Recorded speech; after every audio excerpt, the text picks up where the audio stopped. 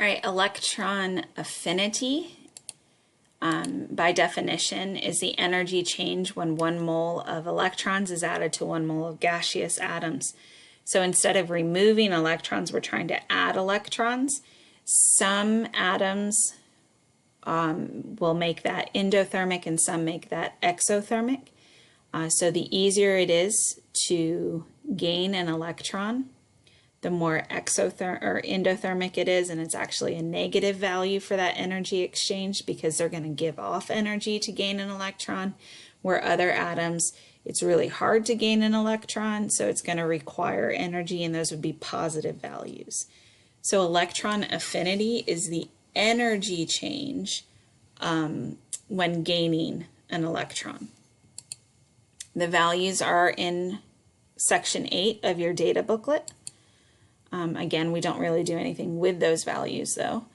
Electron affinities can be thought of as negative first ionization energies, because if you think about it, it's the opposite of ionization energy. The definition is.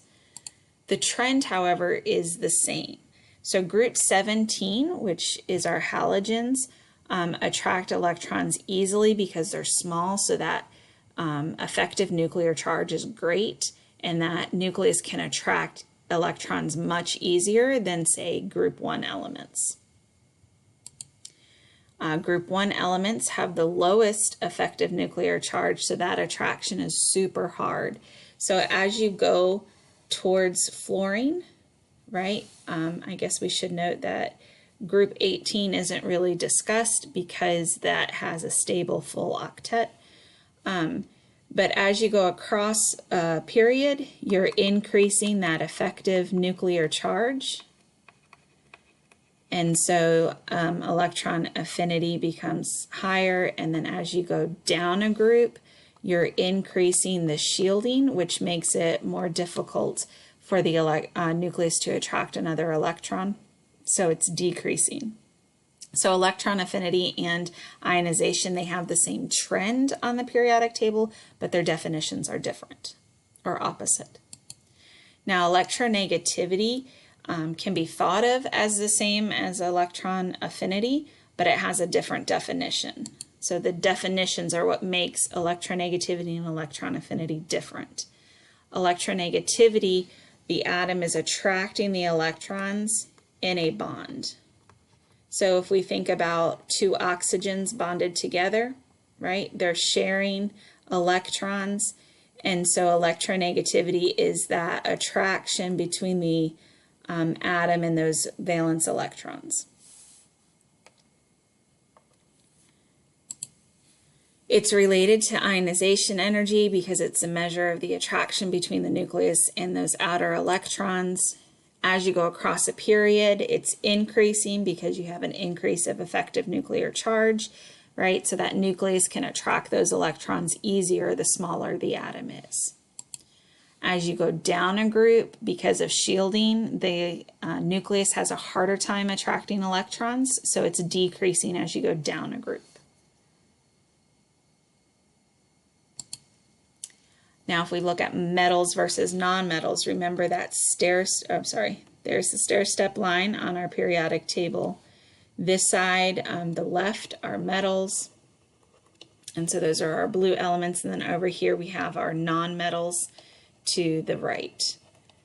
And so if you think about it, metals have low ionization energy and low electron affinity and low electronegativity, right? They are the larger atoms on the periodic table. So they lose electrons easily. They have low ionization energy. Nonmetals have high ionization and high electronegativity because they're smaller. So that attraction between the nucleus and those electrons are just stronger. So they gain electrons easily. Remember that francium is the most reactive metal because it's the largest. It will lose the electron easier. Sometimes you can say that it's the most metallic as well. All of that has to do with losing electrons. Gaining electrons easily, we're talking about fluorine, right? We don't normally talk about group 18 because they're not going to form bonds easily. So fluorine is the most reactive nonmetal. It's the smallest nonmetal that can gain electrons. The last trend we have is melting point, and this is something that we don't cover in Chem 1. It depends on both the bonding and the structure. So when we talk about bonding, we're talking about like metals and nonmetals. And then the structure, we're talking about like the size of the atom and what's holding those atoms together. So we look at it in two different ways. We're going to focus on group 1, and then we're going to focus on group 17. So group 1 would represent our metals. The metallic structure is held together by attractive forces between delocalized electrons. So if you remember from Chem 1, metals form metallic bonds, and metallic bonds are held together by delocalized electrons. And so the attraction decreases with distance. And then for group 17, melting point increases as you go down the group. And that's because the molecular structure is held together by London dispersion forces, which is our weakest type of intermolecular force. And it increases, the strength of the intermolecular force there increases as you get larger. So that's why it increases down group 17. So again, you decrease down group 1, but you increase down group 17 for the melting point. You have to look at them as two separate ones. Generally, across the period, you kind of reach a max at group 14, and then you come back down. So it's like you're increasing as you're a metal, and then you start decreasing again when you go to the non-metal side. All right, and then all of our trends, or most of our trends here on the periodic table as a summary: attraction increases, so atomic radius decreases, ionization and electronegativity increase, going from right to left. From left to right, and then the opposite going down. The one that's not listed on here is your melting point. So as you go down group 1, melting point decreases, but as you go down group 17, melting point increases, and that has to do with the forces that are holding our atoms together.